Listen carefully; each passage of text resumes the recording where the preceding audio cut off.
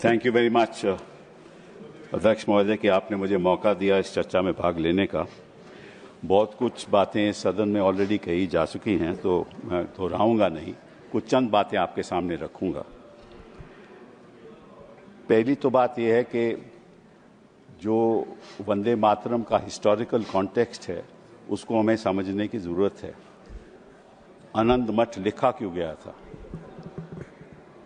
और इसके पीछे जो कॉन्टेक्स्ट है वो ये है कि 1770 में बंगाल में फैमिन हुआ, और जब फैमिन हुआ 1770 में तो निश्चित रूप से जो खाद्यान्न था वो किसानों के लिए उनको मिलना चाहिए था, लेकिन वो मिला नहीं।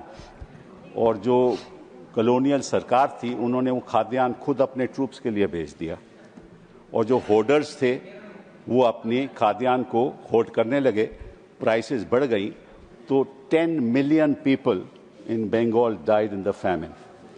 That is the context in which Anand Math was written.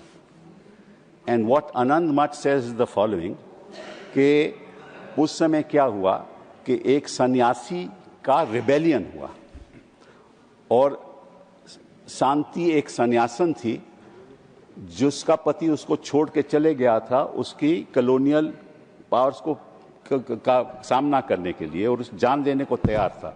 तो शांति एक औरत थी जिसने अपने भेष बदला, और एक आदमी के पुरुष का भेष लेकर वो अपने हस्बैंड को ढूंढने गई। वहां जब उसको मिला तो हस्बैंड तो छोड़ के चले गया था, उन्होंने क्या अब तो हम मिल गए हैं, चल इकट्ठा लड़ाई लड़ते हैं।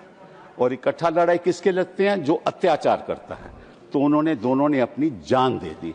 ये आनंद मठ की कहानी है, ये किसी को आज सदन में किसी ने रखी नहीं।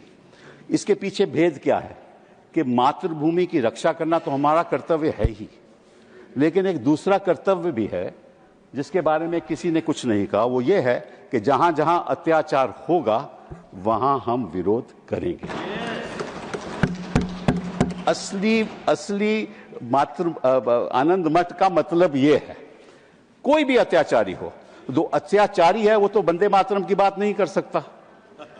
जिसके खिलाफ अत्याचार हो वही वंदे मातरम की बात करेगा। सही है, बात तो यही है ना, ठीक है ना, चाहे वो कहीं भी हो। और मैं आपको एक और बात बताऊं, बड़ी इंटरेस्टिंग बात है कि एक अंग्रेज था हेनरी क्रेक, 1937 में उसने ये बोला, जो हमारे स्वतंत्र सेनानी थे उनके बारे में ये बोला, बोले Vande Mataram has been literally the war cry of the terrorists. क्या मतलब था कि जो वहां लड़ाई लड़ रहे थे कॉलोनियल पावर के खिलाफ, उनको टेररिस्ट बुलाया गया।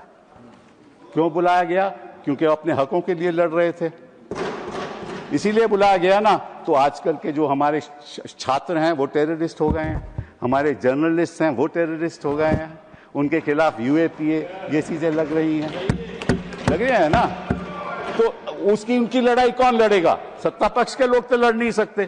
तो जो अचंभे की बात यह है कि ये वंदे मातरम की बात करते हैं जब हमें वंदे मातरम की बात करनी चाहिए। वंदे मातरम तो हमें चिल्लाना चाहिए ना, इनका क्या हक है? ये तो अत्याचार रोज करते हैं, जनता के ऊपर रोज करते हैं ये अत्याचार, इनका क्या हक है? दूसरी बात आपके पास रखना चाहता हूं कि इन्होंने कहा कि ये मुस्लिम अपीजमेंट है, ये इन्होंने बात कही। मैं आपको एक उदाहरण दे दूं कि जस्ट नोट दिस, अप्रैल 25, 1998 में एक यूपीए सरकार ने सर्कुलर इशू किया जिसको बोलते थे कल्प योजना। एक सर्कुलर इशू हुआ था, उसके बारे में ये कहा गया कि हर स्कूल में, हर गवर्नमेंट एडेड स्कूल में ये गाना गाया जाएगा, वंदे मातरम। वाजपेयी जी प्रधानमंत्री थे, वहां बड़ा बवाल हो गया और वहां बच्चों को स्कूल से बाहर कर दिया।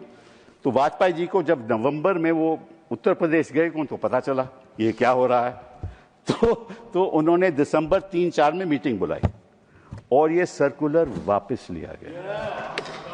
ये इतिहास की बात है। उस समय कोई मुस्लिम अपीजमेंट नहीं थी। वाजपेयी जी ने समझा कि हम विवाद की राजनीति नहीं करना चाहते, और उस समय मालूम जो मंत्री था, जो बेसिक एजुकेशन का मंत्री था, वो रविंद्र शुक्ला था। तो मैं आपको उसका नाम भी दे देते हूं कि इसका क्या मतलब है। इसका मतलब ये है कि जो वंदे मातरम है ये मातृभूमि की रक्षा के लिए भी है, लेकिन अत्याचार के खिलाफ ये हमारा हक भी है। संक्षिप्त करिए, समय हो गया। हमारा मानव अधिकार है कि जहां जहां अत्याचार होगा हम उसके प्रति प्रोटेस्ट करेंगे। 2 minute.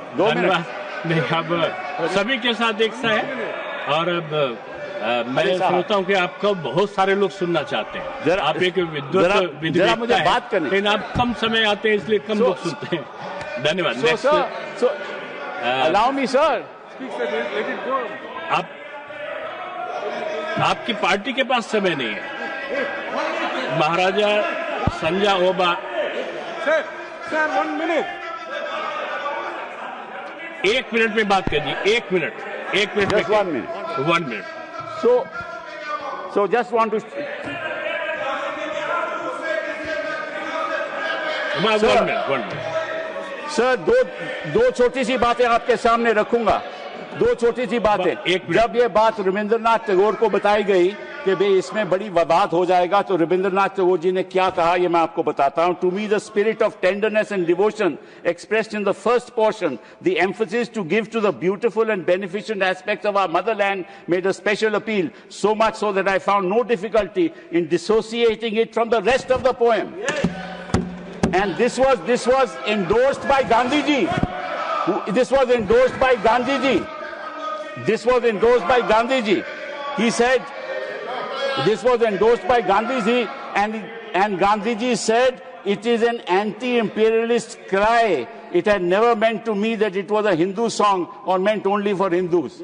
This is what Gandhi ji said. And he said these are evil days that have come in this country. So the point is, sir, the point is just one sentence, sir. One sentence. This was a movement against the partition of Bengal.